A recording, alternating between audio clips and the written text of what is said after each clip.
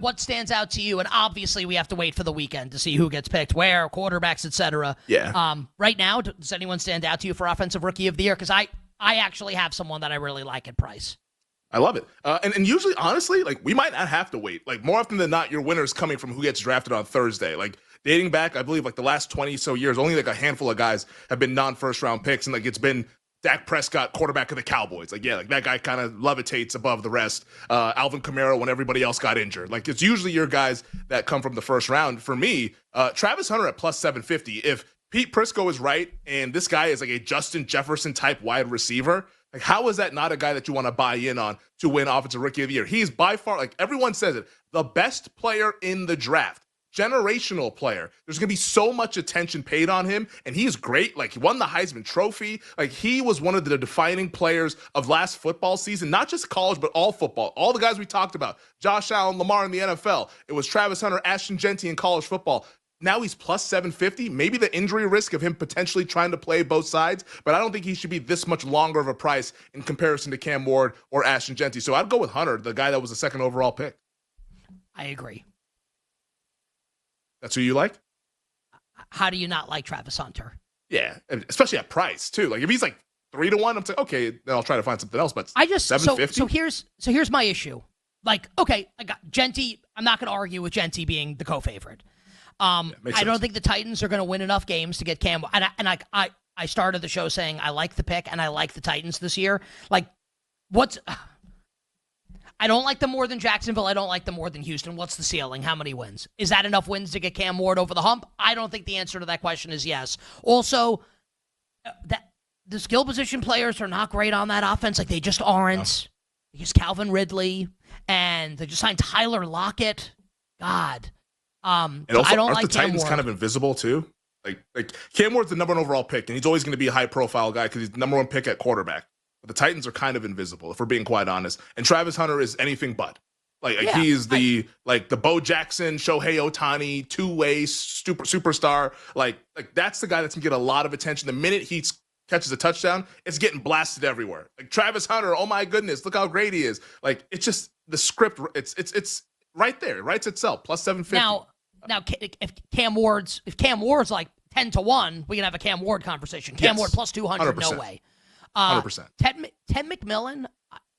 Tetaroa. So I'm going to call him Ted. His mama calls him Tetaroa. Great. Well, then if she could do her own show. Or T-Mac. He says he likes T-Mac. Yeah, well, so Tracy McGrady has that name already. Sorry. I like the idea of Ted McMillan in Carolina. I have no idea if he's going to be good. Like, are we sure Bryce Young's going to be good again this year? I think the answer is probably yes. Like, I don't like Ted at this price. Amarion Hampton, the problem with him is that he's splitting carries with Najee Harris. And even if he's the 1A in the committee, like, Najee's going to get work. Like, that's what Harbaugh wants to do. He's definitely going to use both guys. Also, his solo career for Amarion hasn't gone great. What was the name of the pop group? He was B2K, wasn't he? B2K, yeah. Yeah, or I think he was like, he was in B2K. Yep. So Icebox is the one song. What's Touch, right? Touch. dun, dun, dun, dun. Touch. Touch is a good song. Yeah. Oh, baby, by the way. Yeah, like, he hasn't had a good song in like 15 years. I think Amarion Hampton's in a little bit of trouble in this market. Matthew Golden is fast. Mm-hmm. Is he a true one? And he enters like the most crowded receiving core in the league.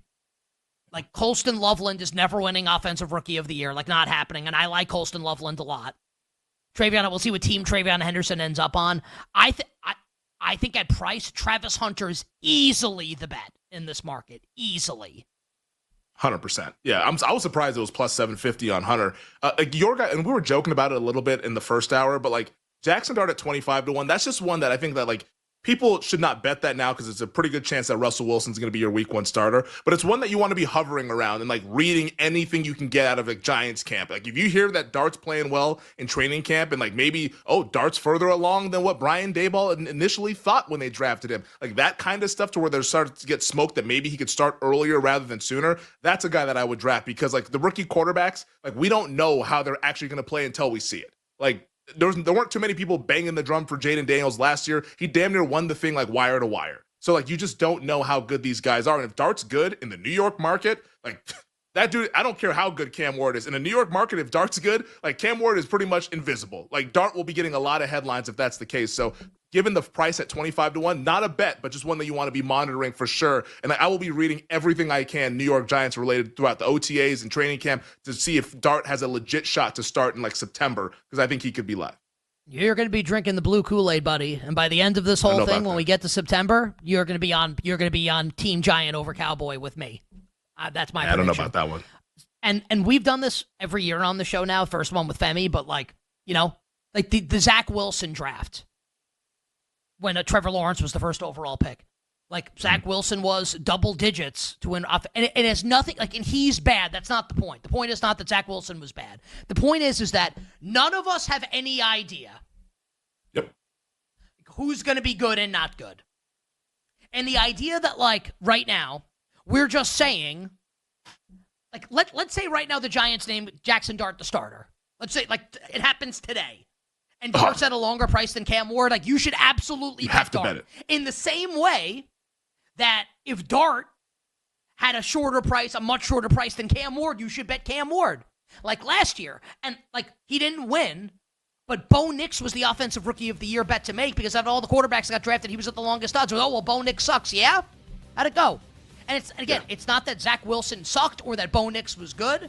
It's that if we don't know, then why not take a shot at a long price? 100%. I will say, I know Travis Hunter is going to be good. Can't say that about many players in the draft, but I know Travis Hunter is going to be good.